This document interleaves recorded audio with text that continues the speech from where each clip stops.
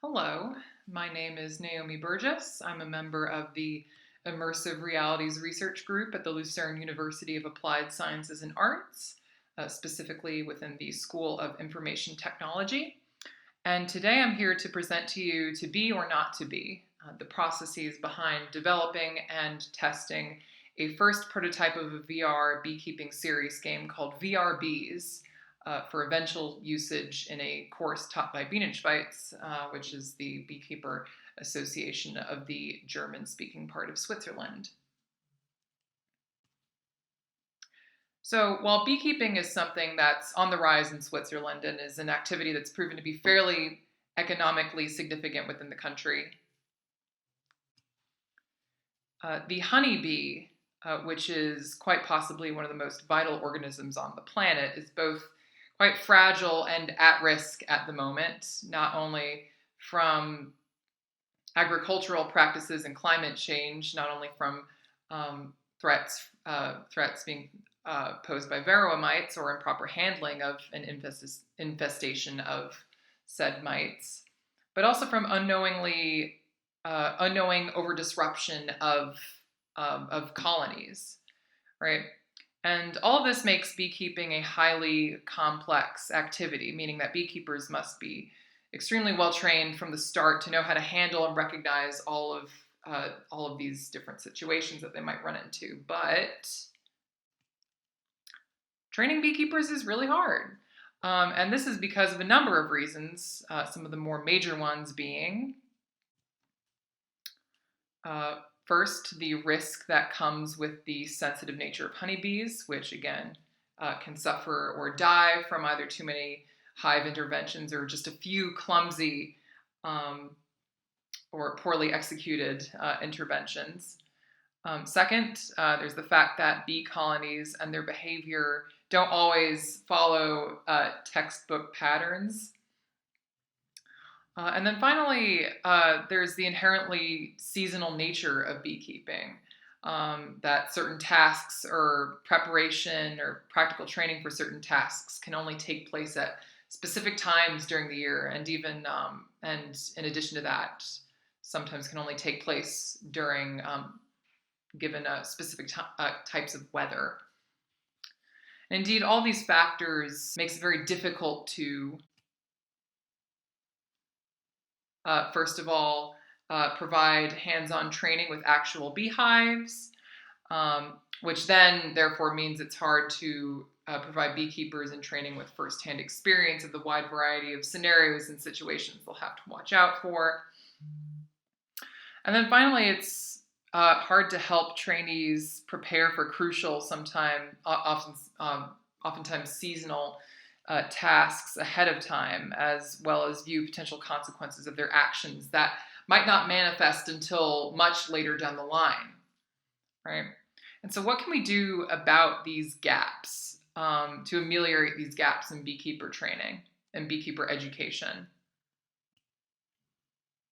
Well, this is where the utilization of VR comes into play. Through creation of a VR series beekeeping game for use in courses like those taught via Bienenschweiz. Not only can trainees benefit from learning through play, as well as periods of repetitious and intentional physical activity and self-guided experimentation, but they can also first work through a number of different scenarios revolving around first gauging bees' behaviors and then reacting appropriately. Scenarios of this nature can center on topics ranging from effects of diseases and how to identify them, to recognizing longer-term impacts of disturbing or damaging a hive via various kinds of faulty interventions. And ideally, these scenarios would also incorporate multiple levels of difficulty for different levels of beekeeping experience, as well as different kinds of play. So, say, competitive setups versus something maybe that's a bit more explorative, right? And also, speaking of viewing longer term effects without needing to wait for them to take hold in real life, training in VR can also allow teaching to occur regularly and year round, regardless of temperature or weather.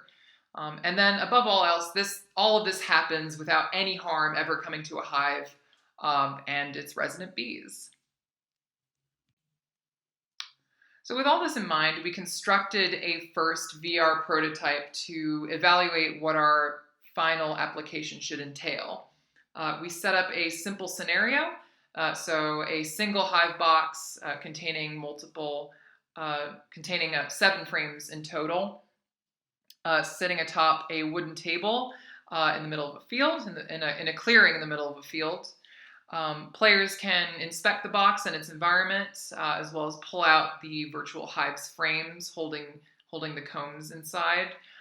Each comb has bees that are sort of bustling about on it, with one comb containing a queen bee. Additionally, bees fly back and forth between various areas in the grass surrounding the immediate perimeter, and surrounding you is also, of course, the ever-present sound of buzzing bees. We developed this prototype in Unity, and we chose the Valve Index as our VR headset for its high image quality and resolution, since we'd be employing a fairly detail-oriented observation-centric task in our user studies, which we'll be talking a little bit about next.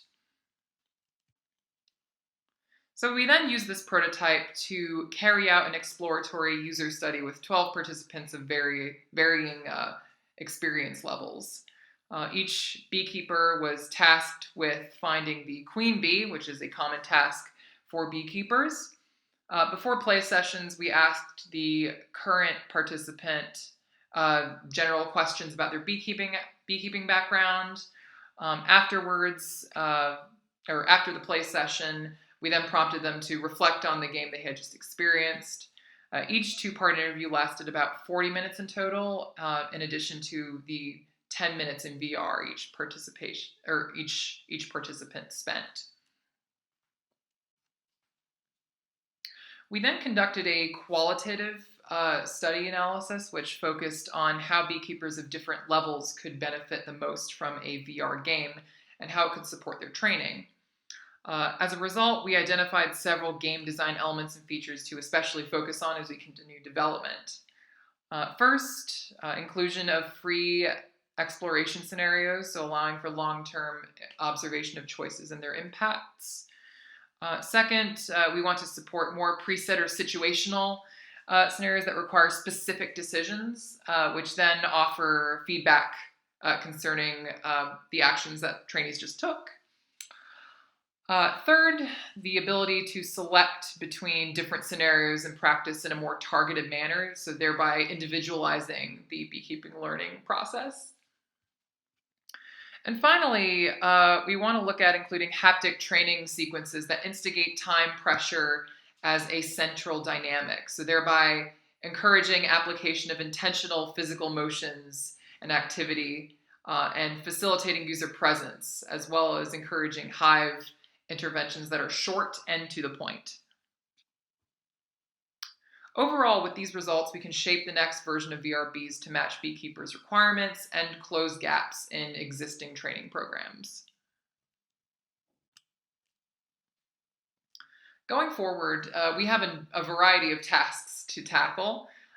First of all, rendering an active beehive is computationally demanding, especially in VR.